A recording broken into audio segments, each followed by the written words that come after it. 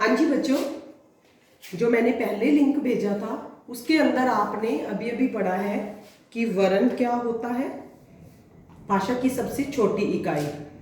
फिर उसके बाद हमने पढ़ा वर्णमाला क्या होता है, वर्णों के व्यवस्थित समूह को हम वर्णमाला कहते हैं। और तीसरा जो इसका है वो हमने पढ़ा था वर्ण के प्रकार। वर्ण के प्रकार होते हैं दो, एक स्वर और दूसरा व्यंजन। तो हमने इनके आगे भेद भी पढ़े थे, सिर्फ पढ़े थे, एक्सप्लेन नहीं किया था। वो मैं मेरी नेक्स्ट वीडियो में इसको अच्छे से एक्सप्लेन करूंगी कि ये क्या होते हैं। तो स्वर के तीन भेद होते हैं। फर्स्ट हर्षव स्वर या मूल स्वर, सेकंड दीर्घ स्वर मतलब बड़ा स्वर, जो बड़े स्वर होते हैं, और तीसरा है प्लुत स्वर। देन मैंने आगे आपको बताया था कि व्यंजन, व्यंजन क्या होते हैं।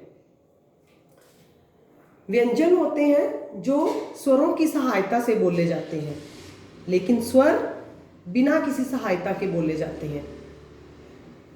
तो व्यंजन हम बिना स्वरों के नहीं बोल सकते। जब हम व्यंजन बोलेंगे, कोई भी क, ख, ग, क, तो उसके अंदर से जो पीछे साउंड आ रही है वो कौन सी है? अ की साउंड आ रही है। क, ख, ग, क, जो अ साउंड दे रहा है वो स्वर है। का, आ की साउंड, की, ई की साउंड, तो ये व्यंजन है। व्यंजन का मीनिंग समझ आया? परिभाषा ये होती है कि ये स्वरों के बिना नहीं बोले जा सकते, ये स्वतंत्र नहीं होते, जबकि स्वर स्वतंत्र होते हैं। आगे जो इसके भेद हैं, फर्स्ट है स्पर्श व्यंजन, सेकंड इसका अंतस्थ व्यंजन, थर्ड इसका ऊष्म व्यंजन। तो ये हमने स्वर और व्यंजन के बारे में, इनके भेद मेरी नेक्स्ट वीडियो में अच्छे से एक्सप्लेन करूंगी। अब हम दोबारा से स्वर पे आते हैं। स्वर मैंने आपको बताया था बच्चे कि स्वर होते हैं 13 स्वर के अंदर अंक और विसर्ग इसको नहीं माना गया है, तो इसके कई इसको 11 भी मानते हैं। तो अब मैं आपको ये चीज बताऊंगी कि जो अंग है वो क्या होता है। अंग इसके अंदर अनुस्वार, अंग क्या होता है? अनुस्वार। तो इसको क्या कहते हैं? ये व्यंजनों को उच्चारण करने में सहायता देती है। जैसे कि मैं बोलूंगी अंग, सुंदर, इंच, और इसके अंदर से मैं बोल दूंगी कांत, तो ये एक बिंदी लग के जिसको प्रोनाउंस किया जाता है, जिसको बोला जाता है, वो होते हैं अनुस्वार। अनुस्वार। और जो दूसरा इसका नाम है वो है अनुनासिक। उसके ऊपर कौन सा भी आता है? चंद्र बिंदु आता है। चंद्र बिंदु वाले को हम अनुनासिक कहते हैं, बिंदु वाले को हम क्या कहते हैं? अनुस्वार। तो अनुनासिक के अंदर जैसे मैंने लिखना हो दांत, हंसना, मां, सांप, चांद, तो इसके ऊपर मैं अनुनासिक चिन्ह लगाऊंगी, तब मैं इसको अच्छे से बोल पाऊंगी, अच्छे से इसको प्रोनाउंस कर पाऊंगी। जो इसके अंदर तीसरा दिया हुआ है, अ के पीछे 2 बिंदु, उसका मतलब होता है विसर्ग। उसको हम क्या बोलते हैं? विसर्ग। लेकिन इसको जब हम इसका उच्चारण करते हैं तो इसके पीछे किसकी साउंड आती है? ह की साउंड आती है। ह, अतः, प्रातः, पुनः, जब हम इनका उच्चारण करते हैं तब किसकी साउंड आती है? ह की साउंड आती है। मैं दोबारा से फिर बेटे बताना चाहूंगी कि स्वर 13 होते हैं, लेकिन कईयों ने इसको 11 भी माना है।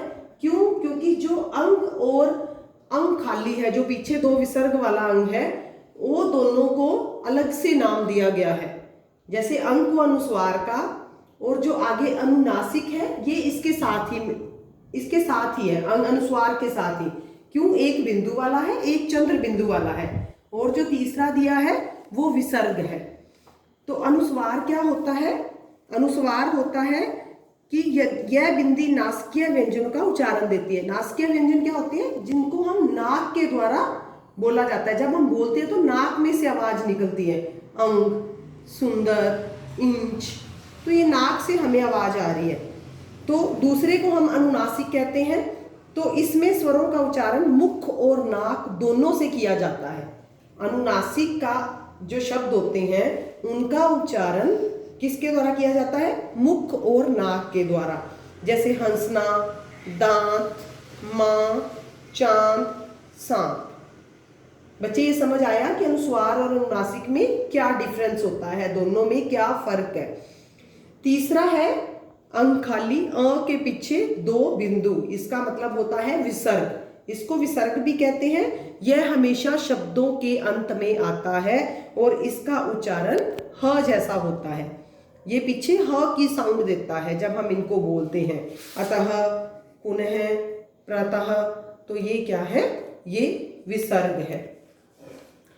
अब हमने जो पढ़ा है इसके अंदर वर्ण के बारे में, अभी हमारा हाफ चैप्टर हुआ है। हाफ चैप्टर में नेक्स्ट वीडियो में अच्छे से एक्सप्लेन करूंगी कि स्वर के भेद, व्यंजन के भेद और उसके बाद वर्ण विच्छेद, और लास्ट में हमारा जो टॉपिक रह जाता है वो है वर्ण और चिन्ह। ये चीजें हैं और साथ में हम इसकी एक्सरसाइज भी डिस्कस करेंगे। धन्यवाद।